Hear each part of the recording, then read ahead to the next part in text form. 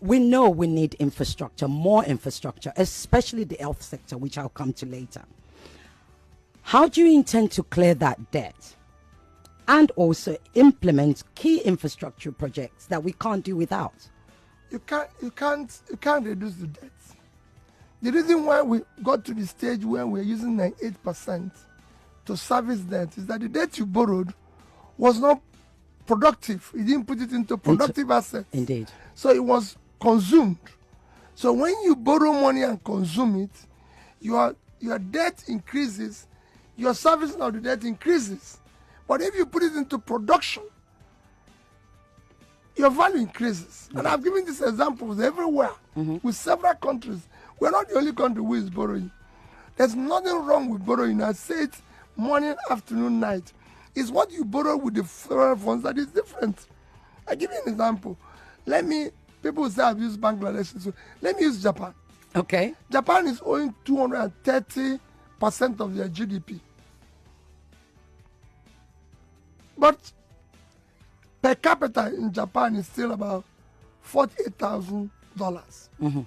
Because one, the money they borrowed was meant to help build a better economy.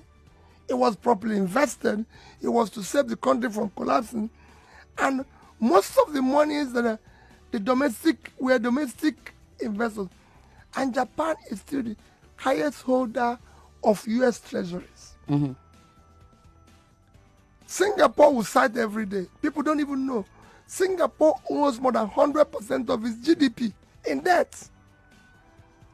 But do you know why Singapore's debt is not affecting the per capita of Singapore?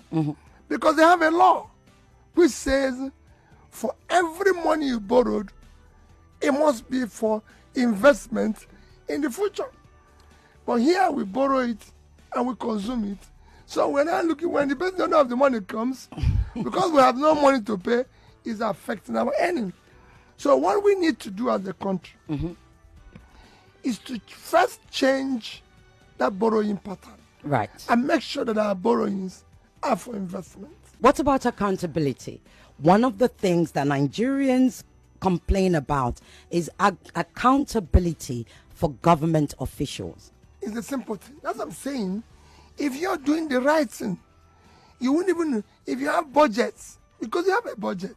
But it's, I don't think it's as simple as just doing the right thing. How do we hold government officials accountable? It's very simple. It is for the people to be bold enough to say, you're wrong. I told you, I paid off 33 billion in gratuity, pension and everything. How did it happen? I go to morning mass every morning. Every morning I go to morning mass as a governor because you need prayers. So I was in this church, St. Matthew Church in Amobia. An elderly woman, Mrs. Cindy Bay, who was 80 years old, walked up to me, took my Bible, took everything, and asked me to leave the church. Wow. And the people were protesting. And the people were begging her. And I said, leave, Mama, let me see what is happening. He said I should leave the church because God will never listen to my prayers. As long as she's being owed her gratuity, that she retired nearly 20 years ago, and she has not received her money. I left the church and said, Mama, I'm coming to visit you in the evening. He said, don't come to my house. Go and pay my gratuity. I went to her house in the evening, even when she didn't invite me. When I listened to her story and stories of others, I went back to that church and promised myself, I'm going to clear this debt.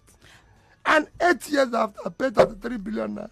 Excellent. But the thing is, you see, nobody, somewhere along the line, somebody dropped the ball on that. And nobody goes to jail. Nobody gets punished. When I talk about accountability, it is for the people. Right. This is the only country where you vote P2B in. They know he did not have a house when they voted him. They know he did not have certain cars. They know his children were not driving certain cars. They know everything. Then suddenly Mr. P2B builds the best house in his village within 6 months, buys all the choice cars, and invite them for Thanksgiving. And even the church and everybody celebrating somebody they know where the money came from instead of calling police. Issue of cabal. Okay, the cabal, yes. There's nothing called cabal. Unless you decide to create one. Right. Quote me anywhere. I've governed in Anambra State. There was no issue of cabal. Unless you choose to create one. Unless you choose to create You are the one who is going to create it. And then suddenly turn around and say there's cabal. On issue of restructuring, is a critical component of development. Yeah. Restructuring is critical. But you know, even those who will be the greatest beneficiary of restructuring thinks it's anything. There's nothing in restructuring. It's just to make the whole place to develop.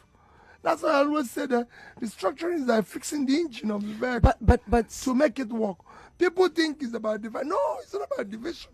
There are things, for example, if you talk about state police or this thing, which are part of restructuring, we're the only country that I know that is as big as we are with one just central police. There's nothing wrong. It's a security measure. I used to be in the University of Nigeria Nsukka when we have campus police. There's nothing security. Security is something you drive down the process. So these are things that we're going to go. Education, for example, we used to have almost a competition when there was ABU, there was Unilag, there was Ebado, there was Nsukka. So these are things that comes with structuring. There's nothing wrong in it. Should be encouraged. But not the way. What most will say to you is we have the current constitution we have is not actually the constitution of the people, and some would even suggest to you that should we be having a referendum, and can you all those things will happen, but not the way politicians are driving. They will have to happen in a sense where even those who have fears, you know, when it comes to issue of restructuring, politics is about dialogue, consultation, meetings. It's not going to be where you throw things on people. You just have to, make people have a sense of belonging. Today, people are scared maybe, oh, we'll lose getting the revenue we're getting from oil. The reality is that, look at a state like America. The biggest and richest state is not Texas that has the oil. It is actually California that has the agriculture. So you might even say that when you restructure, Niger State will be the highest place where people will go to. It is states that have ideas.